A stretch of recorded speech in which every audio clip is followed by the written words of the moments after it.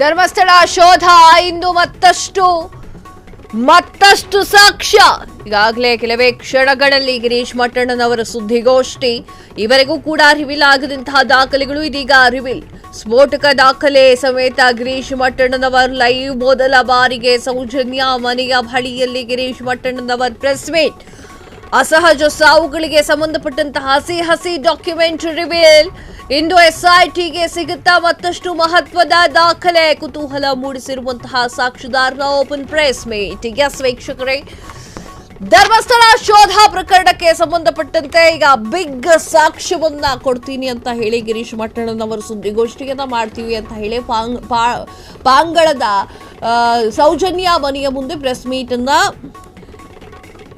Plan ಮಾಡಿಕೊಂಡಿದ್ದಾರೆ. ಯಾವ ರೀತಿಯ ಸ್ಫೋಟಕ ಸಾಕ್ಷಿಗಳನ್ನ ಕೊಡ್ತಾರೆ ಅನ್ನೋದನ್ನು ಕುತೂಹಲ ಮೂಡಿಸಿದೆ. ಅದು ಕಾದು ನೋಡಬೇಕಾಗಿದೆ. ಕೆಲವೇ ಕ್ಷಣಗಳಲ್ಲಿ ಗಿರೀಶ್ ಮಟ್ಟಣ್ಣನವರ ಲೈವ್ ಬರ್ತಾ ಇರುವಂತದ್ದು ಧರ್ಮಸ್ಥಳ ಫೈಲ್ಸ್ ಪ್ರಕರಣಕ್ಕೆ ಸಂಬಂಧಪಟ್ಟಂತೆ ಒಂದು ಮಹತ್ವದ ಸಾಕ್ಷಿಯನ್ನ ಕೊಡ್ತೇನೆ ಅಂತ ಹೇಳಿ ಗಿರೀಶ್ ಮಟ್ಟಣ್ಣನವರು ಹೇಳಿದ್ದಾರೆ.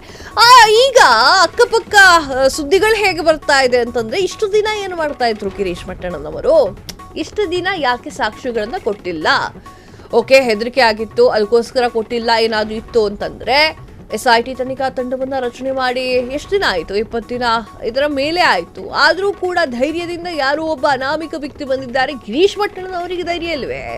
ಅವ್ರು ಯಾಕೆ ಬಂದಿಲ್ಲ? ಈ ಒಂದು ಕ್ಷಣದಲ್ಲಿ ಅವರು ಈ ರೀತಿಯ ಸ್ಫೋಟಕ ಸಾಕ್ಷಿಗಳನ್ನ ಹೊರಹಾಕ್ಲಿಕ್ಕೆ ಕಾರಣ ಏನಾಗಿರಬಹುದು? ಸಾಕಷ್ಟು ಜನರು ಹೇಳ್ತಾ ಇದ್ದಾರೆ ಇದೇನಾದ್ರೂ ಮುಚ್ಚೋಯ್ತು ಅಂತಂದ್ರೆ ಸರಿ ಬರೋದಿಲ್ಲ, ಆ ಒಂದು ಕಾರಣಕ್ಕಾಗಿ ಗಿರೀಶ್ ಮಟ್ಟಣ್ಣನವರು ಸಾಕ್ಷ್ಯಗಳನ್ನ ತೋರಿಸ್ತಾ ಇದ್ದಾರೆ ಅಂತ ಹೇಳಿ. ಎಸ್ಐಟಿ ತನಿಖಾ ತಂಡ ಏನಿದೆ ಅದು ತನ್ನ ತನಿಖೆಯನ್ನ ಮುಂದುವರಿಸಿದೆ. ತನಿಖೆಯನ್ನ ಮುಂದುವರಿಸಿದಾಗ ಫಸ್ಟು ಮೊದಲನೇದಾಗಿ ಬಂದ ಅಪರಿಚಿತ ವ್ಯಕ್ತಿ ಬಂದ, ಒಬ್ಬ ಭೀಮನೋ ಮತ್ತೊಬ್ಬನೋ ಯಾರೋ ಒಬ್ಬ, ಆತ ಅನಧಿಕೃತ ಹೆಸರೆಲ್ಲ ಬೇಡ, ಈಗ ಅಧಿಕೃತ ಹೆಸರು ನಮಗೆ ಗೊತ್ತಿಲ್ಲ. ಆ ಒಂದು ಕಾರಣಕ್ಕೆ ಅಪರಿಚಿತ ವ್ಯಕ್ತಿ ಯಾರು ಬಂದ, ಅಲ್ಲಲ್ಲಿ ಕೈ ತೋರಿಸ್ದ, ಅಲ್ಲಿ ಅಗಿರಿ ನಾನು ಒಂದಿಷ್ಟು ಹೆಣಗಳ ರಾಶಿಯನ್ನು ಹೂತಾಕಿಟ್ಟಿದ್ದೇನೆ ಅಂತಾನೆ. ಅದಾದ ನಂತರ ಅಗಿಯುವಂಥ ಕೆಲಸಗಳನ್ನು ಮಾಡ್ತಾರೆ. ಅದಾದ ಮೇಲೆ ಎಲ್ಲೂ ಕೂಡ ಅವನು ಹುಗಿದಿರುವಂತಹ ಯಾವುದೇ ಡೆಡ್ ಬಾಡಿಗಳ ಕುರುಹುಗಳು ಕಳೆಬರಹಗಳು ಎಲ್ಲೂ ಕೂಡ ಸಿಗೋದಿಲ್ಲ. ಸ್ಪಾಟ್ ನಂಬರ್ 6ರಲ್ಲಿ ಸಿಗುತ್ತೆ. ಅದಕ್ಕೆ ತರಾವರಿ ಕಥೆಗಳನ್ನ ಕೂಡ ಈಗ ಆಲ್ರೆಡಿ ಕಟ್ತಾ ಇರುವಂತಹ ಜನಗಳು. ಇದಾದ ನಂತರ ಜಯಂತ್ ಟಿ ಎನ್ನುವಂತಹ ವ್ಯಕ್ತಿ ಬರ್ತಾನೆ. ಆತನು ಕೂಡ ನಾನು ಒಂದಿಷ್ಟು ವಿಚಾರಗಳನ್ನ ಬಾಯ್ಬಿಡ್ತೀನಿ ಅಂತ ಹೇಳ್ತಾನೆ.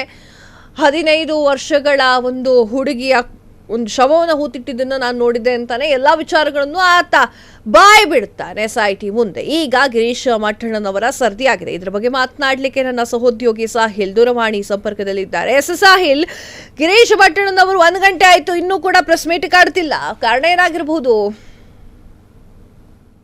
ಹಿಂದೆನೆ ಹೇಳ್ಕೊಂಡಿದ್ರು 1 ಅಥವಾ 3 ಎಡೆಯಲ್ಲಿ, ಅರ್ಥಾತ್ ಇವತ್ತು ಅನ್ನೋದು ಖಾತ್ರಿಪಡಿಸಿದ್ರು. ಆದ್ರೆ 1 ಮತ್ತು 3ರ ಎಡೆಯಲ್ಲಿ ನಾವು ಪ್ರೆಸ್ ಮೀಟ್ ಅನ್ನ ಕರೀತೀವಿ, ಸಂಬಂಧಪಟ್ಟಂತಹ ದಾಖಲೆಗಳನ್ನ ಇಟ್ಕೊಂಡೆ ನಾವು ಕ್ಯಾಮರಾದ ಮುಂದೆ ಬರ್ತೀವಿ ಎನ್ನುವಂತಹ ಹೇಳಿಕೆಯನ್ನು ಕೂಡ ಕೊಟ್ಟಿದ್ರು.